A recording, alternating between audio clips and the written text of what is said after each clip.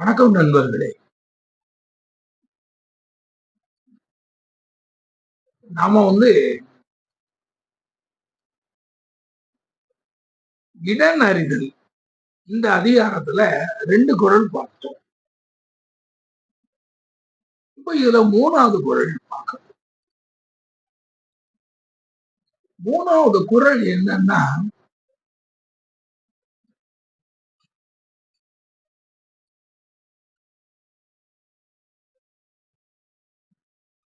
ஆற்றாரும் ஆற்றிய அடுப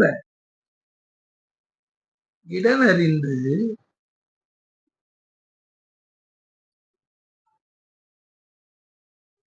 போற்றார்கண் போற்றிச் செயின். இதுல அந்த போர் நுட்பத்துல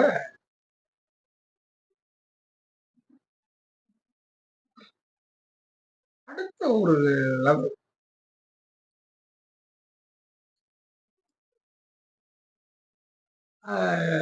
என்னன்னா,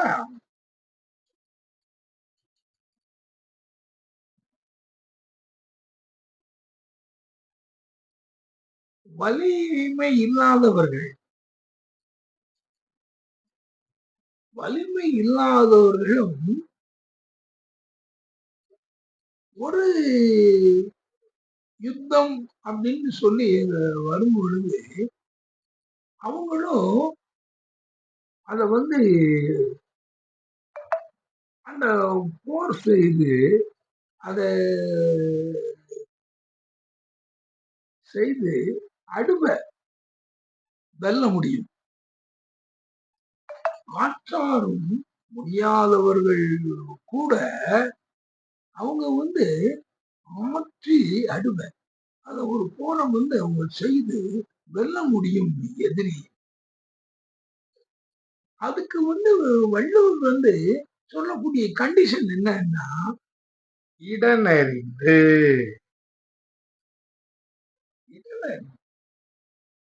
இடனறிந்து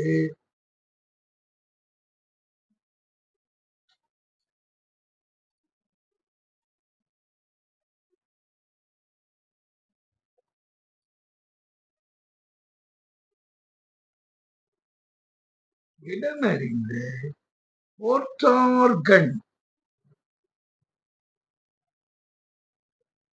போன்றவர்கள் பாயவர்கள் போற்றி செயல் தன்னை காத்து கொண்டு,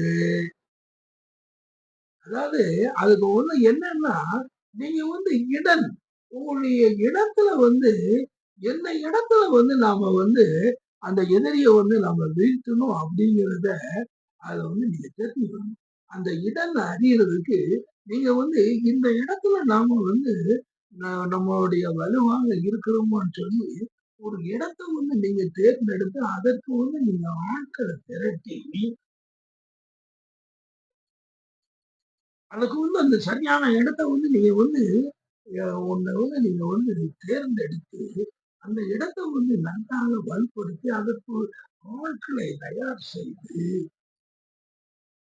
அதுதான் அவர் சொல்றாரு, இடம் அறிந்து முக்கியம் அதுதான்.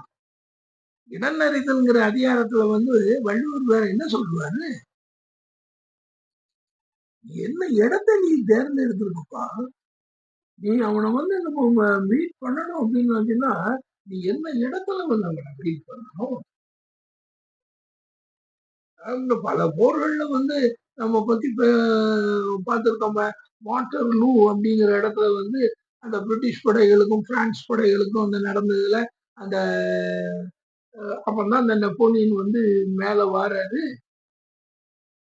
அப்போ அதுகள்ல இடங்கள் அந்த இடத்தை தேர்ந்தெடுத்து அந்த இடத்துல இந்த பிரிட்டிஷனுடைய நேவிய அடிக்கும் பொழுது அவங்க அதுல வெற்றி பெறாங்க. அதோட அந்த இது முடிஞ்சது. முடியாம போச்சு இங்கிலீஷ்காரங்களுக்கு.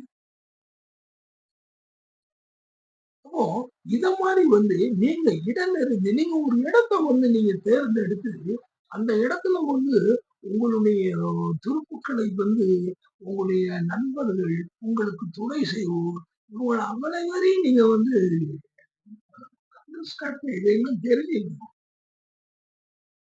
நீங்க வந்து அடுத்த முதுகுல குதிரை ஏறி போகணும்னு நினைக்க கூடாது. நீங்க வந்து உனக்குரிய இடத்தை நீ தேர்ந்தெடுக்கிறதுக்கு உனக்கு சக்தி இருக்கா? இது நீங்க ஆல் இந்தியா லெவல்ல இல்லையா உங்களுக்கு? ஆல் இந்தியா லெவல்லேயே எவ்வளவோ சந்தர்ப்பங்கள் இந்த மோடியை வந்து தேர்தல்ல வந்து தூக்கி வீசுறதுக்கு எவ்வளவோ வாய்ப்புகள் வந்த இடங்கள் எல்லாம் போயிட்டு நீங்க வந்து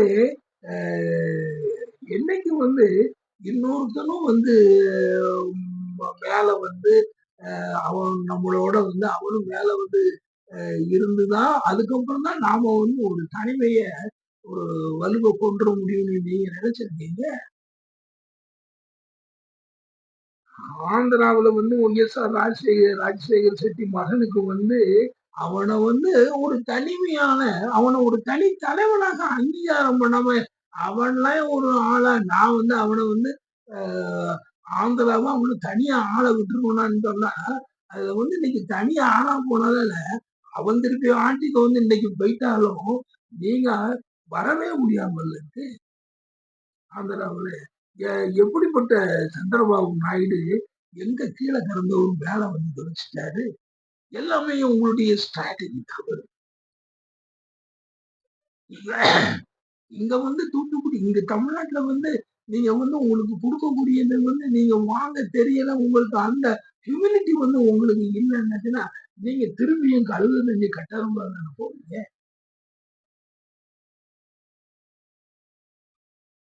அப்படி ஆக அந்த அதுதான் முக்கியம்.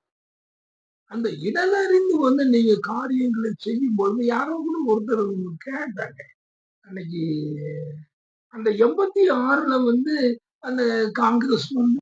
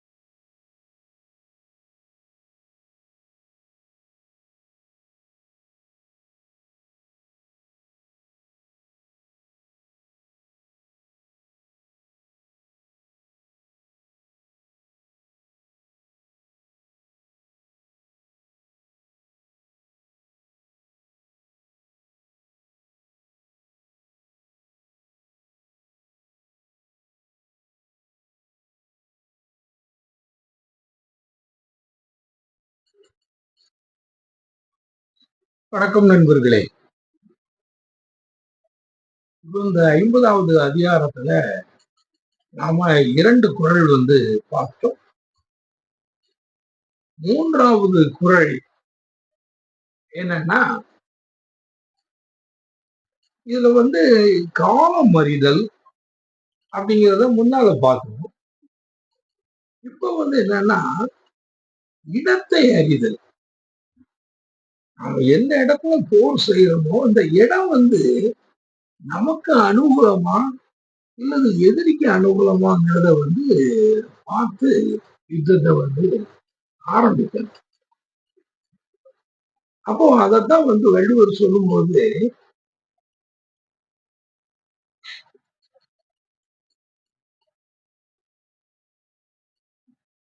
இந்த குறள்ல இந்த 3வது குறள்ல வரிசையில இது 493வது குறள்.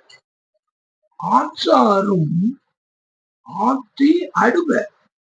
ஆற்றாரும்னா கொஞ்சம் ஒரு வலிமை குறைந்த முடியாதவர்கள், அவங்களோட கொஞ்சம் வீக்கர் சைட். அவங்க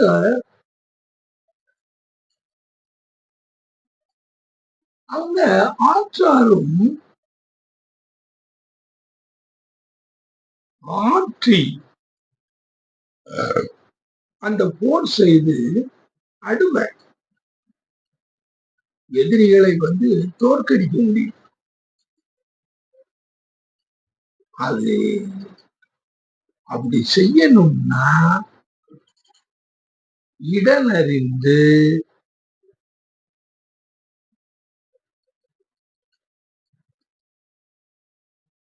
அதான் சொல்றாரு. அதுதான் முடியும் அப்படிங்கிறாரு.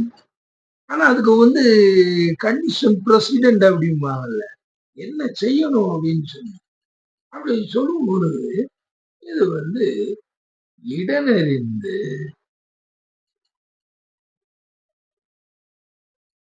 போற்றார்கண். போற்றார்கள்னா எதிரிகள். போற்றார்கள் போற்றி நம்மளை பாதுகாத்து அந்த இடமும் அந்த இடத்தை அறிந்து அந்த எதிரிகளால் நாம தாக்கப்படாதபடிக்கு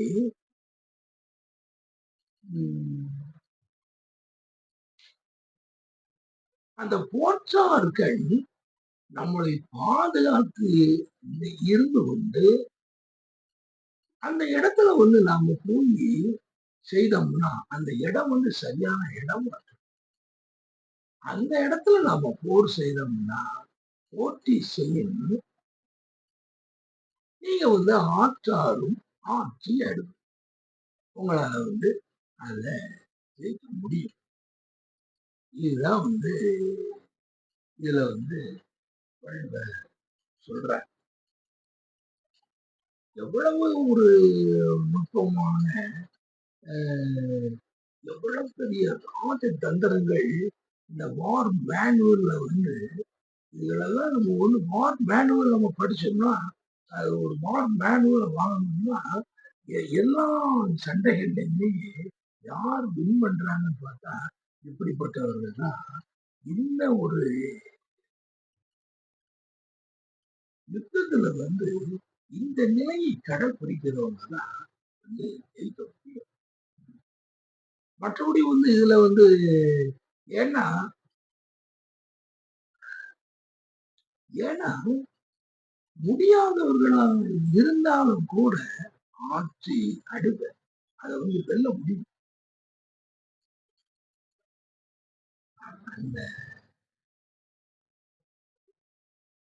அந்த இடனை நாம இடத்தை அறிந்து நாம அந்த யுத்தத்துல இறங்கணும்னா நாம அதை ஒரு வெற்றியை பெற முடியும். இதுதான் இந்த 3வது அடுத்தால 4வது குறள்ல எல்லாம் என்ன சொல்றாரு நாம அடுத்த அதுவரை நன்றியோடு விடைபெறுகிறேன்.